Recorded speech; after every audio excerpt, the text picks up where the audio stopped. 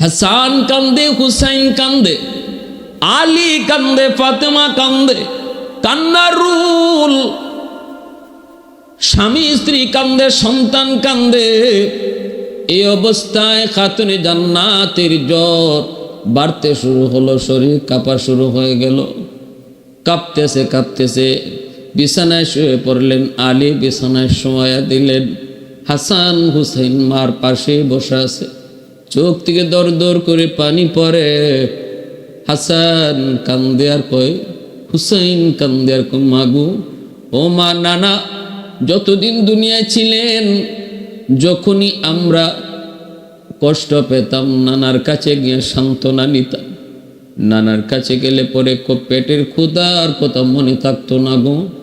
সেই নানা যান চলে যাওয়ার পর যার কাছ থেকে সান্ত্বনা নিতাম, আনন্দ পেতাম, গল্প বলতাম, তুমি ছিলে আমাদের মা। মা,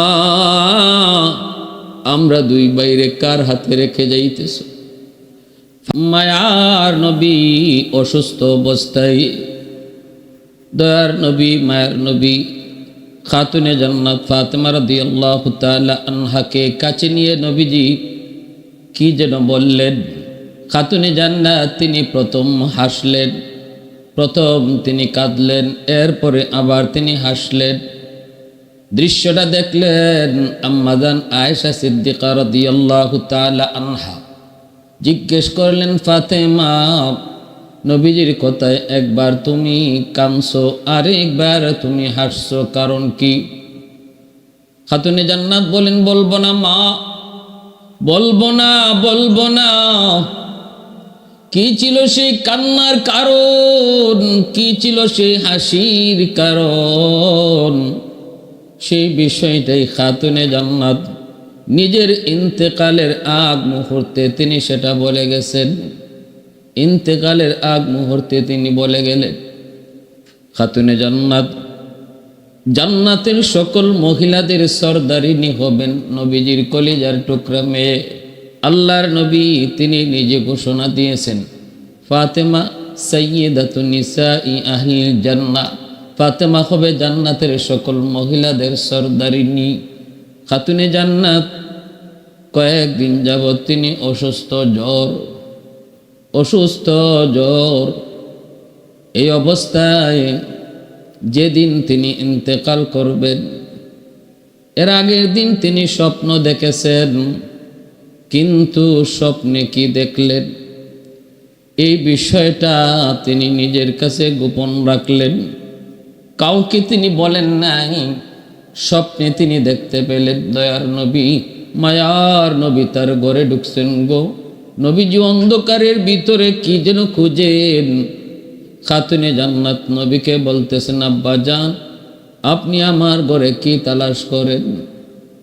নবীজি বলতেছেন, মারে, আমি তো তোমাকেই খুঁজতেছি। কেন গো বাবা, আমাকে কেন খোঁজেন? নবী কয়, ফাতেমা, আজ তুমি রোজা রাখবা, সেহরি করবা তোমার স্বামী আলীর সাথে, কিন্তু ইফতার করবা বাবার সাথে জান্নাতে। আল্লাহর নবী কথাটা তিনি স্বপ্ন যুগে বললেন। খাতুনে জান্নাত তিনি পরিষ্কার বুঝে গেলেন। আব্বা আমার মৃত্যুর খবর দিয়ে গেলেন, ভবিষ্যৎবাণী করে গেলেন, আগামী দিন হবে আমার জীবনের শেষ দিন, আজ রাত হবে আমার জীবনের শেষ রাত। স্বপ্নটা তিনি দেখলেন, ঘুম ভেঙে গেল। সেহরির সময় তিনি উঠলেন, কিন্তু আলী রাদিয়াল্লাহু তাআলা আনহুকে কিছু বললেন না, স্বামীকে কিছু বললেন না। স্বামী স্ত্রী একসাথে দুজনে সেহরি খেলেন, কিন্তু স্বামীকে স্বপ্নের কথা কিছুই বলেন নাই। কারণ ফাতেমা জানেন, আলীকে যদি তিনি স্বপ্নের কথা শোনান গো, তাহলে আলীর আর সেহরি খাওয়া হবে না। কারণ স্বামী স্ত্রীর ভিতরে এত মহব্বত, এত ভালোবাসা, এত মায়া, এত মহব্বত। ফাতেমার বিদায় আলী কখনো সহজে মেনে নিবে না, স্বাভাবিক থাকতে পারবে না। এজন্যই খাতুন আল্লাহর নবী, মায়ার নবীর কলিজার টুকরা মেয়ে, স্বপ্ন যুগে নবীর কাছ থেকে যা শুনতে পেলেন, এই কথাটা তিনি স্বামীকে বললেন না। কারণ বললে আলীর আর সেহরি খাওয়া হবে না। স্বামী স্ত্রী দুজন একসাথে তারা সেহরি খেলেন। সেহরি খাওয়ার পর আলী চলে গেলেন ফজরের নামাজ পড়ার জন্য মসজিদে। এইদিকে খাতুনে জান্নাত তিনিও ফজরের নামাজ পড়লেন। আলী ফজর পড়ার পর ঘরে ডুইকা দেখেন ফাতেমা মুসল্লায় নেই। আলী তো অবাকিত হওয়ার কথা। আমি জীবনে কোনো দিন আমার ফাতেমাকে ফজরের নামাজের পর ইশরাক আদায় না করে কখনো যায় নামাজ থেকে উঠতে দেখি নাই গো। আজ ফাতেমা কেমন করে ইশরাক না পড়ে যায় নামাজ থেকে উঠল? কই গেল? কেন সে উঠল? কি করতেছে? খুঁজে খুঁজে দেখেন খাতুনে জান্নাত অনেকগুলা কাজ হাতের মধ্যে নিয়ে বসছেন, গরম পানি করতেছেন, হাসান হুসাইনের কাপড়গুলা পানিতে ভিজাইছেন, অনেকগুলা আটা রুটি পাকানোর জন্য অনেক বড় কায়, অনেকগুলি কায় তিনি বানাইতে লাগলেন। আলী রাদিয়াল্লাহু তাআলা আনহু যে বলতেছেন ফাতেমা, ও ফাতেমা ঘটনা কি? অসুস্থ মানুষ, কয়েকদিন যাবত তুমি জ্বরে আক্রান্ত, এতগুলা কাম হাতে না নিলেও তো পারতে, কেন তুমি এত কাজ হাতে নিয়েছো? আর কোনো দিন আমি তোমাকে ইশরাক না পড়ে যায় নামাজ থেকে উঠতে দেখি নাই, আজকে কেনই বা তুমি ইশরাক না পড়ে যায় নামাজ থেকে উঠছো? এতগুলা কাজই বা তুমি কেন হাতে নিয়েছো? একটু কও। অসুস্থ মানুষ, জ্বরে তুমি কাঁপতেছো, কেন এই কষ্ট করো? কেন তুমি এই কাজ হাতে নিয়েছো? খাতুনে জান্নাত সাথে সাথে স্বামীকে নিয়ে হাত ধরে বসে পড়লেন। এবার পাশে বসে বলতেছেন, স্বামী গো, একটা কথা বলবো গো স্বামী, আগে আমাকে কথা দেন, ধৈর্য ধরবেন, অধৈর্য হবেন না, শক্ত থাকবেন, নরম হবেন না, দুর্বল হবেন না, মনোবল শক্ত রাখবেন। আগে বলেন, আপনি আমারে কথা দেন। আলী বলেন, ফাতেমা তুমি কি বলতে চাও একটু বলো। খাতুনে জান্নাত তখন বলেন, স্বামী গো, আজ রাত আমি আমার আব্বা জানকে স্বপ্নে দেখেছি। আলী কয়ে, নবীকে স্বপ্নে দেখেছো? কি দেখেছো? কয়, আমি দেখেছি আমার আব্বা আমার ঘরে ঢুকলেন, অন্ধকারে কি যেন খুঁজতেছেন। আমি বাবারে যা বললাম, বাবা অন্ধকারে আপনি কি খুঁজেন? আব্বা আমাকে বললেন, মা আমি তো তোমাকেই খুঁজতে এসেছি, একটা কথা বলার জন্য গো মা। তখন আমি বললাম, কি কথা আব্বা একটু কর। তখনই আব্বা কইতেছে, মা রে মা, আমি তো তোমাকে বলেছিলাম আমার ইন্তেকালের আগ মুহূর্তে আমি তোমার দুটা কথা বলেছিলাম কানে কানে। এক বলেছিলাম, মা আমি অল্প কিছু সময়ের ভিতরে দুনিয়া থেকে বিদায় নিব। এই কথাটা শুনে তুমি কাঁদতেছিলে।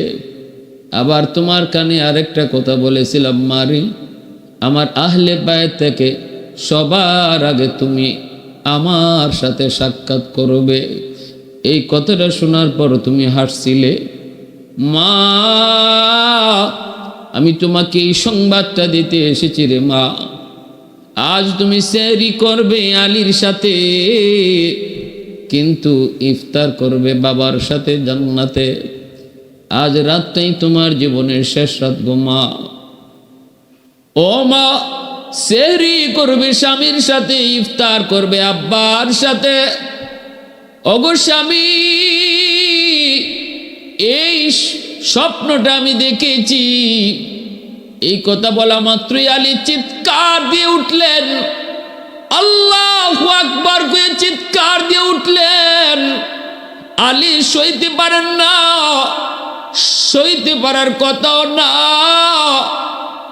আলী হাউমাউ করে কান্না শুরু করে দিলেন। আর কান্দেন আর বলেন, ফাতেমা আমার নবীর বিরহ ব্যথা এখনো আমি সহ্য করতে পারি নাই গো। নবীর চলে যাওয়া আমি সইতে পারি নাই, এখনো আমার ক্ষতের দাগ শুকায় নাই।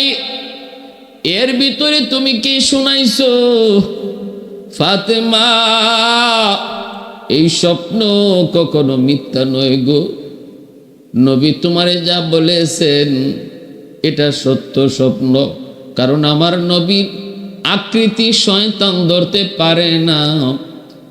নবীর আকৃতি শয়তান ধরতে পারে না। অতএব তুমি যা দেখেছো আল্লাহ নবীকে দেখেছো, যা শুনেছো ঠিকই শুনেছো, যা বুঝেছো ঠিকই বুঝেছো, আমিও ঠিকই বুঝেছি। আজকের রাতই তোমার জীবনের শেষ রাত। এই সেহরিটাই আমার সঙ্গে তোমার জীবনের শেষ সেহরি। অবশ্য গো বিবি, ইফতারের আগেই আমি তোমাকে হারাবো। ইফতারি নিয়ে নবী জান্নাতে তোমার জন্য অপেক্ষা করবে, কিন্তু আমি আলী কেমন করে সইব? আমি কেমন করে সইব? আমি কারে নিয়ে বাঁচব, কারে নিয়ে থাকবো? স্বামী স্ত্রী দুজন একজনের হাত আরেকজনে ধরে কান্না করতেছেন। খাতুনে জান্নাত স্বামীকে সান্ত্বনা দিচ্ছে, স্বামী গো, আগেই তোমাকে বলেছি তুমি শক্ত থাকতে হবে, তুমি দুর্বল হবে না। তোমার কাছ থেকে আমি কথা নিয়েছি, কেন তুমি ভেঙ্গে পড়েছ? এই দুনিয়া থাকার জায়গা নয় গো স্বামী, আজ আমি কাল তুমি। দুনিয়ায় যার আশা আছে তার যাওয়া আছে, দুনিয়ায় যার জন্ম আছে তার মৃত্যু আছে, যার শুরু আছে তার শেষ আছে গো। একমাত্র শুরু নাই, শেষ নাই, একমাত্র জন্ম নাই, মৃত্যু নাই, তিনি আমার আপনার খালিক আর মালিক আল্লাহ। আর যত মাখলুক সবার শুরু আছে তাই শেষও আছে। কুল্লু নাফসিন যায়িকাতুল মাউত। আল্লাহ বলেছেন সমস্ত প্রাণীকে মৌতের স্বাদ গ্রহণ করাই লাগবে। আজ আমি কাল তুমি, আমরা একই পথের পথিক। আজ বাবা কাল ছেলে, আজ না দাদা কাল নাতি। দুনিয়া আসার সময় সিরিয়াল মেনটেন হয়, কিন্তু যাবার সময় কোনো সিরিয়াল মেনটেন হয় না। বাবা আগে আসে, ছেলে পরে আসে, কিন্তু যাবার সময় বাবার আগে ছেলে চলে যায়, দাদার আগে নাতিও চলে যায়। কেউ জানে না, কেউ জানে না, কেউ জানে না রে যুবক, ঘরের ভিতরে মৌত হবে নাকি তোমার বাহিরে মৌত হবে, ঘরের ভিতরে হবে নাকি তোমার বাসের মধ্যে হবে, অফিসে হবে নাকি দোকানে হবে, কেউ জানে না। মাটির উপরে হবে না পানির উপরে হবে, শূন্যের উপরে বাতাসে হবে নাকি মাটিতে হবে, কেউ জানে না। জানেন শুধু একমাত্র আল্লাহ। খাতুনে জান্নাত স্বামীকে সান্ত্বনা দেয়, স্বামী গো একটু ধৈর্য ধরো গো। মৌতের সংবাদ শোনা মাত্রই তো আমরা দোয়া পড়ি, ইন্না লিল্লাহি ওয়া ইন্না ইলাইহি রাজিউন। আমরা সবাই আল্লাহর জন্য, সবাই আমরা একই পথের পথিক। আমরা মৌতের সংবাদ শুনি না, তারে বলতেছি বাইরে তুমি যে পথের যাত্রী, আমিও একই পথের যাত্রী। আজ তুমি কাল আমি, তোমার পিছনে পিছনে আমি আসতেছি। স্বামী গো, এই দুনিয়ায় কেউ টাকার জন্য আসে নাই, টাকার চাইলেও থাকতে পারবে না, চেষ্টা করলেও টাকার সুযোগ নাই। আল্লাহ মানে না যে তারও মৌত মানতে হয়। নাস্তিক যে কয় আল্লাহ নাই, দেয়ার ইজ নো গড, সেও বলতে বাধ্য ম্যান ইজ মর্টাল, মানুষ মরণশীল। মরণকে অস্বীকার করার কেউ নাই গো স্বামী। অধৈর্য হয়েও না, অধৈর্য হয়েও না। একই পথের প্রতীক আমরা। স্বামীকে যতই সান্ত্বনা দেয়, কথাগুলি আলী তো আগে থেকেই জানেন, কিন্তু মনে হচ্ছিল যেন ফাতেমার মুখ থেকে আলী প্রথম কথাগুলি শুনতেছেন। জ্ঞান শূন্য হয়ে গেলেন। স্বামীকে দইরা স্ত্রী কান্দেন, স্ত্রীকে দইরা স্বামী কান্দেন। এই অবস্থায় পাশেই খেলার মাঠে ছিল হাসান হুসাইন, ছোট্ট দুই ভাই, নবীজির নাতি আলী ফাতেমার ছেলে হাসান হুসাইন ঘরের ভিতরে বাপ মার কান্না শুনে তারা ঢুকলেন। ঢুকে দেখেন বাবাও কান্দে, মায়ও কান্দে। হাসান হুসাইন ডাক দিয়ে কয়, আব্বা আপনি কান্দেন কেন? মা আপনি কান্দেন কেন? মাও কোনো কথা কয় না, বাবাও কোনো কথা কয় না, বরং ছেলে দুইটাকে দেইকা বাপ মার কান্না আরো বেড়ে গেছে, তাদের দরদ আরো বেড়ে গেছে। আলী তো চোখের পানি ফেলে হাসান আর হুসেনকে চুমু খায়, কিন্তু কথা বলতে পারে না। মনে মনে কয়, ফাতেমা আমার একা ফালায়া তুমি কই যাইবা? আমার হাসান হুসেনকে নিয়ে আমি আলী কেমনে থাকবো গো? আমার হাসান হুসেন মা কুয়া কারে ডাকবে? এ আল্লাহর গোলাম, এক যুদ্ধার কাহিনী শুনেছি, আমি নিজে বইয়েতে পড়েছি। স্বামী মারা যাওয়ার পর, স্বামী ছিল যুদ্ধের ময়দানে স্বামী মারা যাওয়ার পর এই লাশটা যখন স্ত্রীর সামনে আনা হয়, স্ত্রী স্বামীর লাশ দেইকা পাথরের মতো হয়ে গেছে, কথা বন্ধ, কথা নাই, আওয়াজ নাই, কান্নাও নাই, যেন একটা পাথর, যেন একটা মূর্তি দাঁড়ায় আছে। এমন ভাবে স্বামীর মৃত্যু তারা হিট করেছে, চোখ দিয়া পানি আসে না, কথা বন্ধ। সাথে সাথে হইচই পড়ে গেল, স্বামীর সাথে স্ত্রীও এখন মারা যাবে কিনা। ডাক্তার আনা হলো, ডাক্তার পরীক্ষা করে কয়, এই মহিলারে দ্রুত তার চোখ দিয়া পানি বের করাইতে হবে। যদি তার চোখ দিয়া পানি বের করানো না হয়, তাহলে মহিলাটাকে বাঁচানো কষ্টকর হবে, মহিলাকেও বাঁচানো সম্ভব হবে না। কেমনে মহিলার কান্না করায়, স্বামীর চেহারা দেখানো হয়, কাফনের কাপড় সরায় স্বামীর চেহারা দেখানো হয়, স্বামীর কাছে এনে বসানো হয়। দুপলক নয়নে স্বামীকে দেখতেছে, কিন্তু চোখ দিয়া পানি আসে না, নির্বাক পাথর পাথর।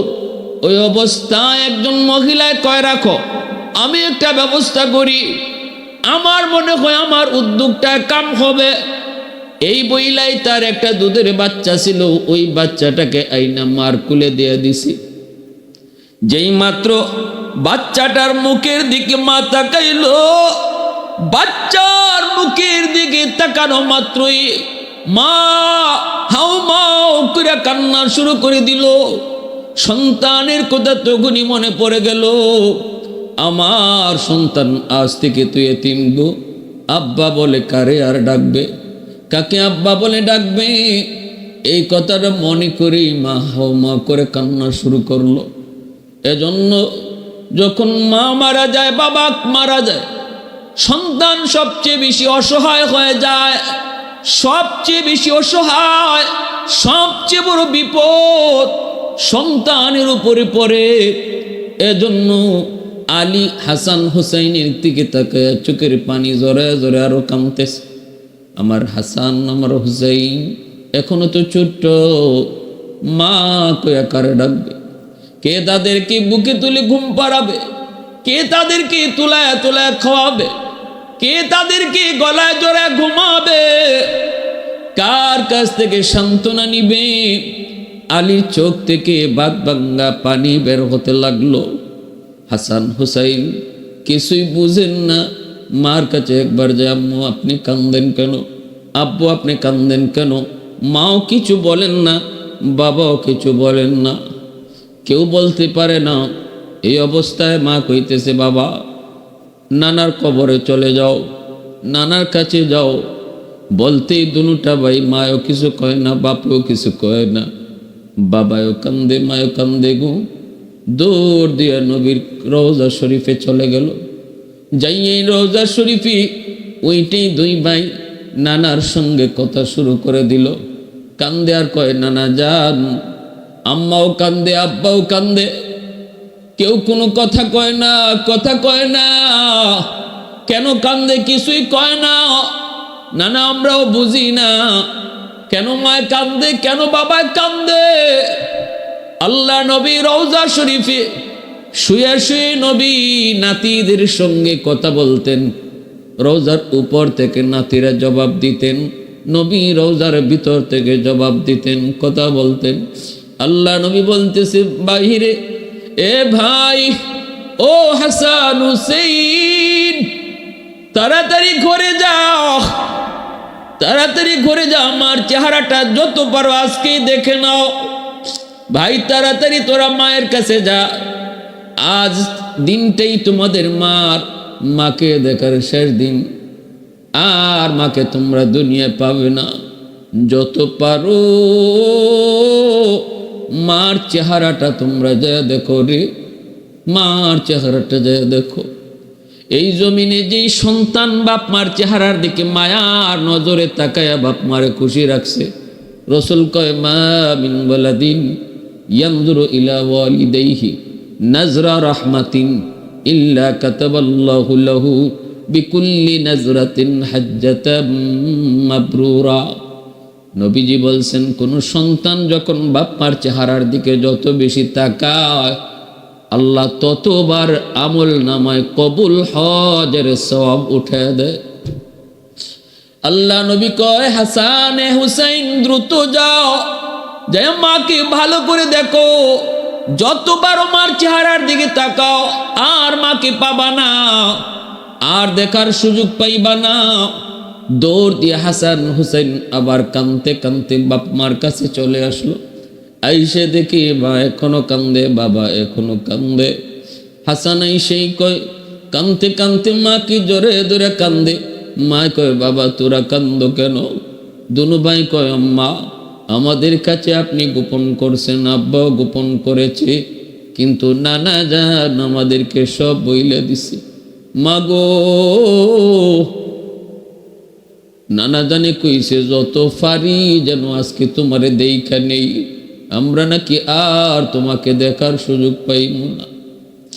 এই কথা বলা মাত্রই খাতুনে জান্নাত কলিজার টুকরো সন্তানকে কোলে উঠাইয়া কপালে চুমুক খায়, আর ফুফায়া ফুফায়া কাঁদতেছে, বলতেছে, বাবা আল্লাহর উপর ভরসা করো, দুনিয়া কেউ থাকার জন্য আসে নাই রে, আজ আমি কাল তুমি, কেউ থাকার জন্য আমরা আসি নাই। বাবা ধৈর্য ধরো, আল্লাহ তোমাদের উত্তম হেফাজতকারী, আল্লাহ তোমাদের উত্তম হেফাজতকারী। এ যুবক, এমন মার কলিজায় আঘাত দিতে বুঝি তোমার কষ্ট লাগে না রে? এমন মারে চোখ দিয়া পানি জড়াইতে বুঝি তোমার কষ্ট হয় না? আজকে বউয়ের কথায় দুনিয়ার লোভ লালসার ভিতরে পইরা, দুনিয়ার রং তামাশার ভিতরে পইরা দক্ষিণী মাকে তুমি ভুলে গিয়েছ। মার সাথে খারাপ আচরণ করো। ভালো করে মনে রাখবা, যত আপন যারেই তুমি দুনিয়াতে পাও না কেন, মার মতো আপন এই দুনিয়াতে আর কেউ নাই, আর কেউ নাই। যত মানুষই তোমাকে ভালোবাসবে, পিছনে স্বার্থ রয়েছে। স্বার্থ ছাড়া ভালোবাসা শুধু বাপ মার ভালোবাসা। পৃথিবীতে মায়ের মতো আপন কেউ হবে না, পৃথিবীতে মায়ের মতো আপন কেউ হবে না। তোমরা কোনো দিনও মায়েরই মনেতে কষ্ট দিও না, তোমরা কোনো দিনও মায়েরই মনেতে কষ্ট দিও না। কত পাপী এমন আছে মাকে কষ্ট দেয়, মায়ের মনে কষ্ট দিয়ে অভিশাপ নেয়। কত পাপী এমন আছে মাকে কষ্ট দেয়, মায়ের মনে কষ্ট দিয়ে অভিশাপ নেয়। মায়ের মনে কষ্ট দিলে খোদা যে সহে না, মায়ের মনে কষ্ট দিলে খোদা যে সহে না। তোমরা কোনো দিনও মায়েরই মনেতে কষ্ট দিও না, তোমরা কোনো দিনও মায়েরই মনেতে কষ্ট দিও না। পৃথিবীতে মায়ের মতো আপন কেউ হবে না, পৃথিবীতে মায়েরই মতো আপন কেউ হবে না, তোমরা কোনো দিনও মায়েরই মনেতে কষ্ট দিও না। হাসান কান্দে, হুসাইন কান্দে, আলী কান্দে, ফাতেমা কান্দে, কান্নার রুল। স্বামী স্ত্রী কান্দে, সন্তান কান্দে। এই অবস্থায় খাতুনে জান্নাতের জ্বর বাড়তে শুরু হলো, শরীর কাঁপা শুরু হয়ে গেল। কাঁপতেছে কাঁপতেছে বিছানায় শুয়ে পড়লেন। আলী বিছানায় শোয়া দিলেন। হাসান হুসাইন মার পাশে বসে আছে, চোখ থেকে দর দর করে পানি পড়ে। হাসান কান্দে আর কয়, হুসাইন কান্দে আর কয়, মাগু ও মা, নানা যতদিন দুনিয়ায় ছিলেন, যখনই আমরা কষ্ট পেতাম নানার কাছে গিয়ে সান্ত্বনা নিতাম। নানার কাছে গেলে পরে পেটের ক্ষুধার কথা মনে থাকতো না গো। সেই নানা যান চলে যাওয়ার পর যার কাছ থেকে সান্ত্বনা নিতাম, আনন্দ পেতাম, গল্প বলতাম, তুমি ছিলে আমাদের মা। মা, আমরা দুই বাইরে কার হাতে রেখে যাইতেছ? ফাতেমা আলীর হাত ধইরা কই, স্বামী গো, ও স্বামী কথা দাও, আমার দুনিয়া থেকে বিদায়ের পর আমার হাসান হুসাইনকে তুমি সব সময় আলগে রাখবা। আমি মা যে দুনিয়াতে নাই, এই অভাবটুকু তাদেরকে বুঝতে দিবা না। মার আদর বাবার আদর যেন দোনোটাই তোমার কাছ থেকে পায় গো স্বামী। আর স্বামী গো, আরেকটা কথা তোমারে বলি, আমার ইন্তেকালের পর তোমার চলতে কষ্ট হবে।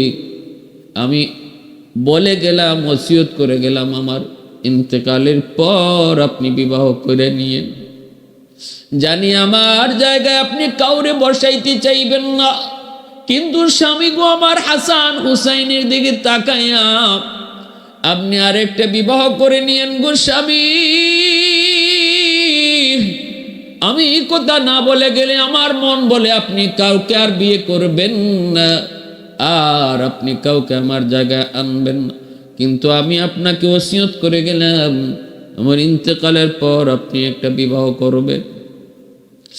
এই বলতেছেন স্বামীর হাত ধইরা, আর হাসান হুসাইনকে কপালে চুমু খান।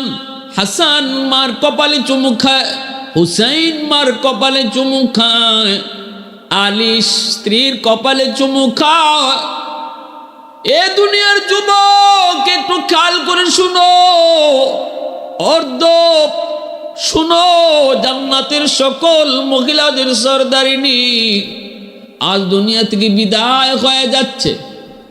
জান্নাতের সকল যুবকদের সর্দার হাসান হুসাইন মার পাতা মাথার পাশে, দুনিয়াতেই জান্নাতের সার্টিফিকেট পাওয়া সাহাবী আলী, তিনিও স্ত্রীর পাশে।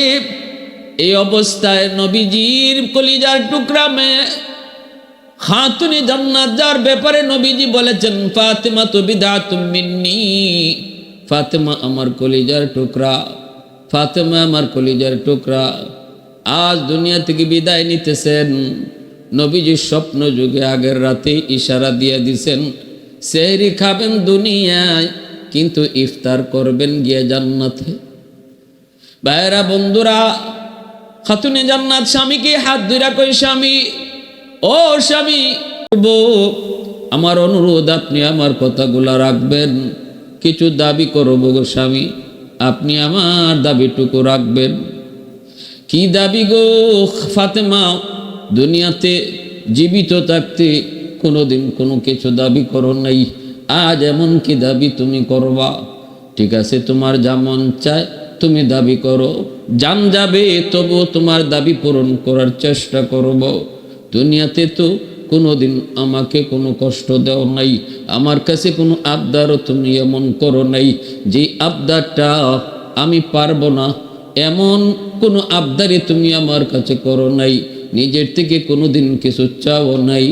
ঘরের কাম করে করে আমার অভাবের সংসার, এই অভাবের সংসারে সবগুলি কাজ একা ডিল করার কারণে তোমার হাতের চামড়াগুলো উঠে গিয়েছিল। আলী একদিন বলতেছে, ফাতেমা এইভাবে ঘরের কাম করো, এমনকি গম পিসা থেকে নিয়া, আটা বানানো থেকে নিয়া, ঘরের সব কাজ কাপড় চোপড় থেকে নিয়া, একা দুজাহানের বাদশার মেয়ে, জান্নাতের মহিলাদের সরদারিনী, তিনি একা কামগুলি করতেন। আলী একদিন মায়া করে বলতেছেন, ফাতেমা যাও না, নবীর কাছে যায় একটা খাদেম খুদ্দামনি পাওয়া যায়, অনেক যুদ্ধের ময়দান থেকে অনেক গোলাম নবীর কাছে আসে, দেখো যায় কোনো একজন খাদেম নবী তোমারে দেয় কিনা, তোমার বড় কষ্ট হয়। এই কথা শুনি খাতুনে জান্নাত তিনি নবীর বাড়িতে যাইতেছেন। আলী রাদিয়াল্লাহু তাআলা আনহু তিনিও পিছনে পিছনে রওনা দিয়েছেন। তখন ছিল রাত। আলী পিছনে পিছনে যায়, ফাতেমা টের পান নাই। নবীজির বাড়ির পাশে যায় খাতুনে জান্নাত বাবার ঘরে ঢুকলেন। ডুইকায় তিনি দরজাটা লাগায় ফেললেন। বাহিনী আলী দাঁড়ায় দাঁড়ায় কথাগুলা মন দিয়ে শুনতেছে। খাতুনে জান্নাত ভিতরে ডুইকেই বলতেছে, আব্বা যান। সালাম দিয়ে বলতেছে, আব্বা যান। নবী কয়, ফাতেমা হঠাৎ করে আমার ঘরে কারণ কি? আল্লাহর নবীর কাছে যাইয়াই দু জাহানের বাদশার কলিজার টুকরা মেয়ে ডাক দিয়া বলতেছেন, আব্বা যান একটু বাতিটা কাছে আনেন। কাছেটা আনার পর তিনি হাতটা এইভাবে নবীর সামনে দেখাইছেন। নবীজি দেখেন গো, হাতের তালু আছে কিন্তু চামড়া নাই, যেন একটা লাল গোশতের টুকরা হাতের মধ্যে টোসা পড়ে আছে। আল্লাহ নবী দৃশ্যটা দেখা মাত্রই নবীজির দুধ নয়ন দিয়ে অশ্রু ঝরতে লাগলো। নবীজি কান্দেন আর বলেন, মালিক, ও মালিক, তুমি একটু দেখো আমার কলিজার টুকরার অবস্থাটা কি। আল্লাহ কত কোটিপতির ছেলে, শিল্পপতির ছেলে, সম্পদের মালিক আমার ফাতেমাকে বিয়ে করার জন্য প্রস্তাব দিয়েছিল, আমি কারো কাছে বিয়ে দেই নাই। আল্লাহ আমার মেয়ে তো সুন্দর কন্যা। আল্লাহ নবী কই জানুনি আমার ফাতেমা কত সুন্দর। নবী খাতুনে জান্নাতের সৌন্দর্যের প্রশংসা করে নবী বলেন, আমার ফাতেমার সৌন্দর্য দেইকা জান্নাতের হুররা পর্যন্ত ঈর্ষা করবে। এতটা সুন্দর ছিলেন খাতুনে জান্নাত। রসুল এবার ডাক দেয়া কয়, আল্লাহ আমার ফাতেমারে চাইলে তো শিল্পপতির কাছে বিয়ে দিতে পারতাম, কোটিপতির কাছে বিয়ে দিতে পারতাম, আল্লাহ সম্পদের মালিকের কাছে বিয়ে দিতে পারতাম, কিন্তু আলীর ঘটকালি তো তুমি করছো, এজন্য তো আমি আলীর কাছে বিয়ে দিলাম। আল্লাহ আল্লাহ এখন দেখো আমার ফাতেমার অবস্থা কি। এই কথা বলা মাত্রই খাতুনে জান্নাত আর নবীর ঘরে তাকলেন না, চট করে দরজা খুলে চলে যাইতেছেন। নবী ডাক দেয়া কয়, ফাতেমা রাগ করছো কেন? আমি তো তোমার বিরুদ্ধে কিছু বলি নাই। খাতুনে জান্নাত কই, বাবা গো আপনি আমার বিরুদ্ধে বলেন নাই, কিন্তু আমার স্বামীর বিরুদ্ধে কথাগুলা চলে গেছে গো বাবা। আমার স্বামীর বিরুদ্ধে বা স্বামীর উপরে যদি কিছু কথা লাগে সেটা আমি বরদাস্ত করতে পারি না।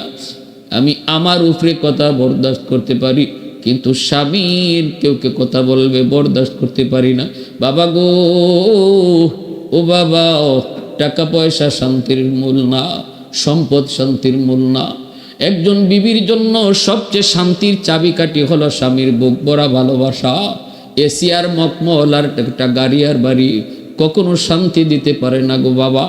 ও বাবা, আমি আলীর ঘরে 3 বেলা খাইতে পারি না, এটা ঠিক আমি কাম করি, হাতে টুসা পড়ে গেছে, 3 বেলার ভিতরে 3 বেলাই কম খাই, কখনো খাইতে পারি না। কিন্তু বাবা, একজন স্ত্রীর জন্য সবচেয়ে বড় সুখ আর শান্তি যেটা, সেটা হলো স্বামীর বুক ভরা ভালোবাসা। আমি আমার স্বামীর কাছ থেকে বুক ভরা সেই ভালোবাসা পাই, বিন্দু পরিমাণ কৃপণতা নাই। আমাদের সংসার ভালোবাসার সংসার। আল্লাহর নবীর কাছে যখন এই কথাটা বললেন, নবীজি টান দিয়া মেয়েকে বুকে জড়ায়া শুকরিয়া আদায় করেন আর বলেন, মা আয় আমার বুকে আয়, আমি তো এটাই চাই গো মা, আয় আমার বুকে আয়। আল্লাহর নবী, রহমতের নবী রুকাইয়া নবীর একজন মেয়ে উসমান গনি রাদিয়াল্লাহু তাআলা আনহুর কাছে পরবর্তীতে বিয়ে দিয়েছেন। প্রথম বিয়ে হয়েছিল আবু লাহাবের ছেলের সাথে, পরে বিয়ে হয়েছে উসমান গনির সাথে। একদিন হযরত রুকাইয়া রাদিয়াল্লাহু তাআলা আনহা উসমান গনি রাদিয়াল্লাহু তাআলা আনহুর উপর অভিমান করে আল্লাহর নবীর কাছে চলে এসেছিলেন। আয়েশা উসমান গনির বিরুদ্ধে কে যেন বলতে চেয়েছেন। নবী কয়, রুকাইয়া, পৃথিবীর কোন স্ত্রী স্বামীর বিরুদ্ধে অভিযোগ করুক, আমি নবী সেটা বরদাস্ত করি না রে মা। মা একটু শুন, আমি নবী স্বামীর বিরুদ্ধে স্ত্রীর অভিযোগ কখনো সেটা বরদাস্ত করি না। মা আয় আয়, স্বামীর কাছে আয়। আল্লাহ যদি আল্লাহর পরে কাউকে সেজদা করার অনুমতি দিত, তাহলে আল্লাহ পাক দুনিয়ার প্রতিটা স্ত্রীকে বলতো সে যেন তার স্বামীকে সেজদা দেয়। দুনিয়ার কোনো স্বামী খুশি স্ত্রী এই অবস্থায় যদি মারা যায়, আমি রসুল বললাম এই বিবি মারা যাইতে দেরি, আল্লাহর জান্নাত পাইতে দেরি হয় না। শাফিঈ রুজে জাযা খতিবে আম্বিয়া, শাফিঈ রুজে জাযা খতিবে আম্বিয়া, সাহেবে হাউজ লিওয়াজিল খুদা রুজে আতীদ, সাহেবে আসরার উনা মুসে আকবর বরমলা, ইলমে উ আজ আউয়ালিনো আখিরি अंदर मजीद, रहमतुल्लिल आलमी खंदश खुदावंद करीम, खल्को खुल्को कौलो फैलो हदियो सिमते उ हमीद, खल्को खुल्को कौलो फैलो हदियो सिमते उ हमीद। अल्लाह नबी रहमतेर नबी मायार नबी खातुने জান্নাতের কপালে চুমু খাইলেন। আল্লাহ নবীর কলিজার টুকরা মেয়ে আসতেছেন, নবী কোনো খাদিম দিতে পারেন নাই। নবী বলতেছে মারে দেওয়ার মতো কিছুই নাই, খালি হাতে ফেরত আইতেছেন। আলী রাদিয়াল্লাহু তাআলা আনহু আগেই তিনি চলে আসছেন, কিন্তু আলীর চোখ দিয়ে দর দর করে পানি পড়ে। আল্লাহ, তুমি যে আমাকে এমন একজন বিবি দিয়েছ গো আল্লাহ, আমি দুনিয়াতে সবচেয়ে সুখী একজন স্বামী, এমন একজন স্ত্রী তুমি আমাকে দিয়েছ। বাবার কাছে যাইও, আমি স্বামীর বিরুদ্ধে একটু নালিশ দিবে দূরের কথা, আমার উপরে বা আমার বিরুদ্ধে একটু নালিশ কেউ করবে এটাও সইতে রাজি না। আল মারআতুস সালিহা খায়রুম মিনাদ দুনিয়া ওয়া মা ফিহা। আল্লাহ নবী কয় একজন নেককার দিনদার স্ত্রী স্বামীর কাছে দুনিয়ার সকল সম্পদের মধ্যে সবচেয়ে বড় সম্পদ, সবচেয়ে বড় সম্পদ একজন স্বামীর জন্য নেককার স্ত্রী। আলী রাদিয়াল্লাহু তাআলা আনহু আল্লাহর শুকরিয়া আদায় করেন। বাইরা বন্ধুরা, জন্য আলী মৌতের সময় ফাতেমা খাতুনে জান্নাতের হাত ধরে বলতেছে, ফাতেমা কি এমন দাবি তোমার কও, দুনিয়াতে কোনো দাবি তো আমার কাছে করো নাই, আজ এমন কি দাবি তোমার একটু কও। তখন হাতটা ধরে বলতেছেন, স্বামী গো, ও স্বামী, প্রথম নম্বর কথা হলো তুমি আমাকে মাফ করো, আমি তোমার হক আদায় করতে পারি নেই। আলী রাদিয়াল্লাহু তাআলা আনহু আরো জোরে কান্না শুরু করে দিলেন। ফাতেমা, ফাতেমা, এটা তুমি কি বলেছো? আমি তোমার হক কোনোটাই আদায় করতে পারি নাই গো, আমি তোমার হক আদায় করতে পারি নাই। আমি বড় অসহায়, আমি বড় দরিদ্র। আমার তো বিয়ের সময় কোনো ঘরই ছিল না, আমার তো বিয়ের সময় কোনো ঘরই ছিল না, মোহর দেওয়ার মতোই ক্ষমতা আমার ছিল না। আল্লাহ নবী বলেছিলেন, আলী তুমি যে আমার মেয়ে খাতুনে জান্নাত ফাতেমার বিয়ে করবা, মোহর আসেনি। আলী কয়ে মোহর নাই। নবী কই তোমার বর্মটা বিক্রি করে যা পাও তা দিয়া মোহর করো। আলী রাদিয়াল্লাহু তাআলা আনহু যুদ্ধের বর্মটা নিয়ে রওনা দিয়েছেন মোহর ধার্য করার জন্য, মোহর দেওয়ার জন্য। রাস্তায় উসমান গনি রাদিয়াল্লাহু তাআলা আনহু পেয়ে গেছেন। ধনী একজন সাহাবী উসমান গনি কয়, আলী কই যাও? কয় বর্মটা বিক্রি করব। কেন? কয় মোহর দেওয়ার জন্য। উসমান গনি কয় আমার কাছে বিক্রি করো, কত দেওয়া লাগবে? কয় আপনার যা খুশি। উসমান গনি 500 দিরহাম দিয়ে দিছেন। এইবার দেখা যায় এই বর্মটা তিনি লইয়া উসমান গনি নিয়ে গেলেন, টাকা দিয়ে দিলেন। আলী রাদিয়াল্লাহু তাআলা আনহু এই টাকাটা তিনি মোহর হিসেবে দিলেন। কিন্তু বিয়ের দিন হযরত উসমান গনি যেই বর্মটা আলীর কাছ থেকে কিনছিলেন, এই বর্মটা বিয়ের দিন তিনি আবার আলীকে উপহার দিয়ে দিছেন।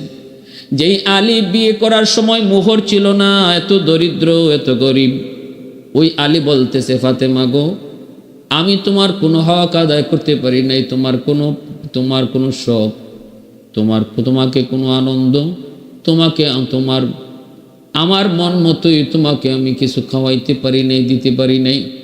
ও ফাতেমা, তোমার কাছ থেকে আমি কোনো কষ্ট পাই নাই, তুমি যদি আমার কাছ থেকে কোনো কষ্ট পেয়ে থাকো গো বিবি, দয়া করে মাফ করে দিও। এইভাবে স্বামী স্ত্রী একজন আরেকজনের কাছ থেকে মাফ নেয়। এরপরে খাতুনে জান্নাত ডাক দেয়া কয়, স্বামী গো, আমার দ্বিতীয় আবদার হলো, আল্লাহর নবী আমার আব্বাজান বলেছেন ইফতার করব নবীর সাথে জান্নাতে, অতএব ইফতারের আগেই হয়তো আমার ইন্তেকাল হয়ে যাবে।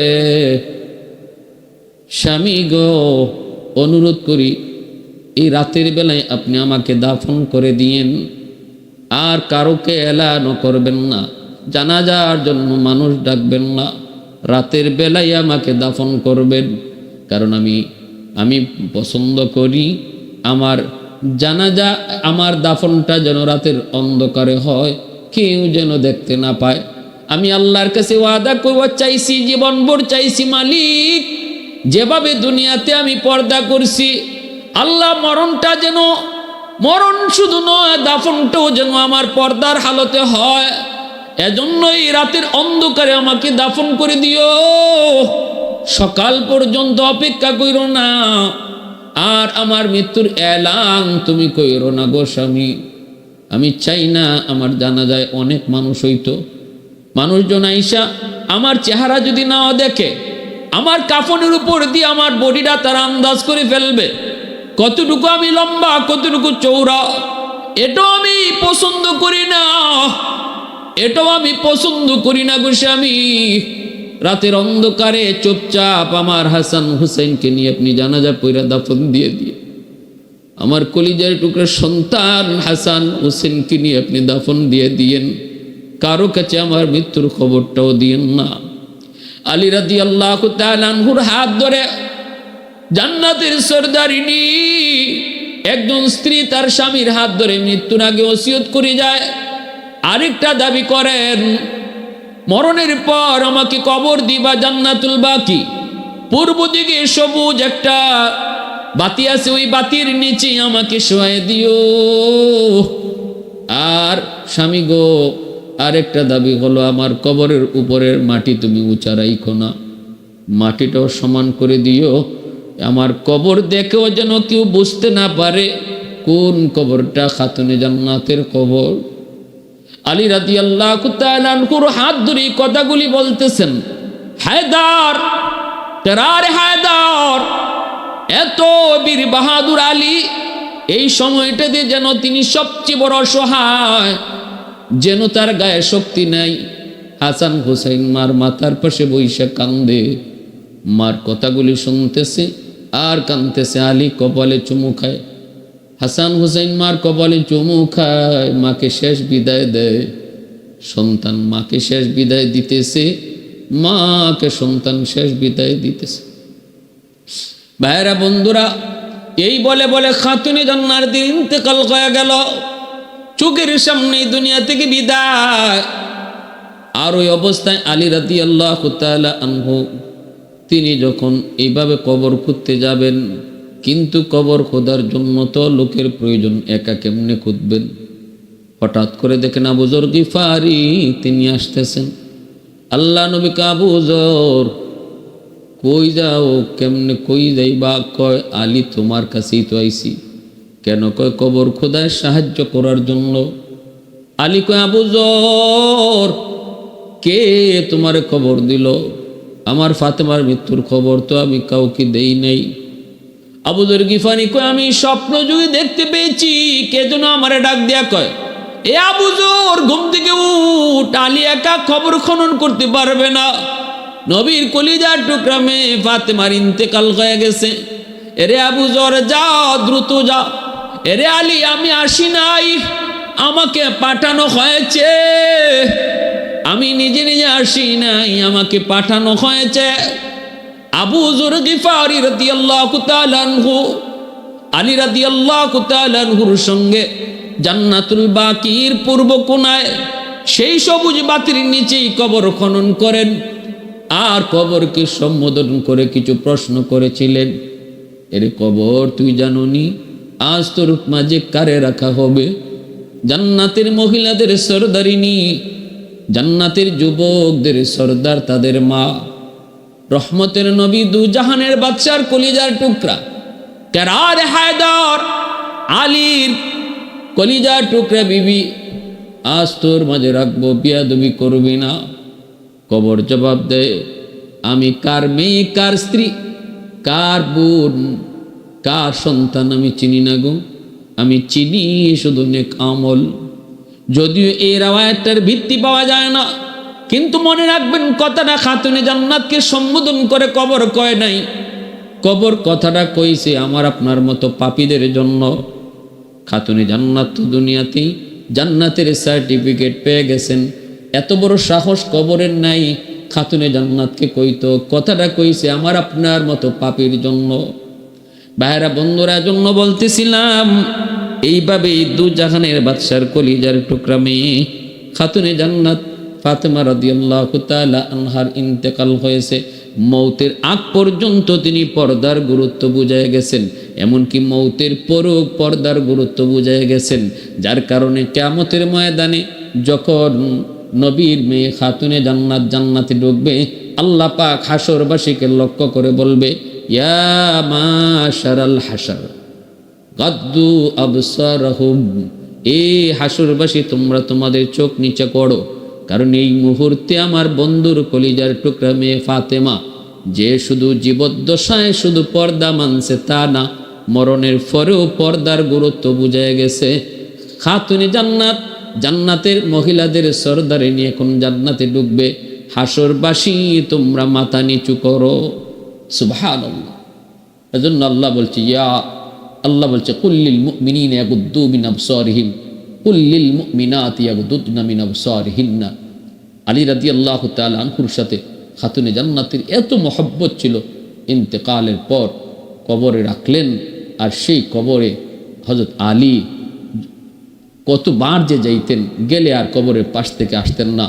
খাতুনে জান্নাতের কবরের পাশে বৈশা বৈশা হযরত আলী কবিতা পড়তেন, হাবিবুন গাবা আন আইনি ওয়া জিসমি, হাবিবুন গাবা আন আইনি ওয়া জিসমি ওয়া আন কলবি হাবিবি লা ইয়াগিবু, হাবিবুন লাইসা ইয়াদিলুহু হাবিবুন ওয়া মালি সাওয়াহু ফি কলবি নসিবু। বলতেন, বন্ধু ও আমার প্রিয়তমা, তুমি আমার চোখের আড়াল হয়েছ, কিন্তু মনের আড়াল হতে পারো নাই। আমি মন থেকে তোমাকে একটা মুহূর্তের জন্য ভুলতে পারি না, মন থেকে আমি তোমাকে ভুলতে পারি না। তুমি চোখের আড়াল শুধু হইছ, মনের আড়াল হও নাই। স্বামী স্ত্রীর ভিতরে মহব্বত যত বেশি থাকবে, এই সংসারের মধ্যে সুখ শান্তি, দুনিয়াতেই এই সংসারটাকে আল্লাহ জান্নাতের টুকরা বানিয়ে দিবে। আর সন্তানগুলার মধ্যে এই স্বামী স্ত্রীর মহব্বত আর ভালোবাসার সুন্দর আসর যে পড়বে, প্রভাব পড়বে, তাদের জেহেন জাকত মেধাশক্তি বাড়বে। আর স্বামী স্ত্রীর ভিতরে যখন ঘরের মধ্যে গণ্ডগোল থাকবে, ঝগড়া বিবাদ থাকবে, গালাগালি হবে, এই সন্তানের উপরে এই বাপমার এই ঝগড়ার বদ আসর যায় ফরে। যত চেষ্টাই করব আমরা, টাকা পয়সা খরচ করব, পড়াশোনায় ভালো করতে পারবে না, ব্রেন খুলবে না। প্রত্যেকটা বদ খারাপ কাজের আসর সন্তানের উপরে গিয়ে পড়বে। এজন্য আল্লাহ পাক আমাদের সবাইকে হযরত আলী এবং ফাতেমার মধ্যে যেই মহব্বত আর ভালোবাসা ছিল, আমরা দুনিয়ার সকল মুমিন মুমিনা যারা ইমানদার মুমিন, আমাদের প্রতিটা সংসারে স্বামী স্ত্রীর ভিতরে আল্লাহ পাক ওই রকম মহব্বত তৈয়ার করে দিন। আল্লাহ পাক একে অপরকে মান্যা চলার এবং স্যাক্রিফাইস করে চলার তৌফিক আল্লাহ দান করুন। ভুল হবেই, ভুল হলেই তাকে না ধরার স্যাক্রিফাইসের মনোভাব নিয়ে সংসার করি, সংসার গড়ি। আল্লাহ তৌফিক দান করুন।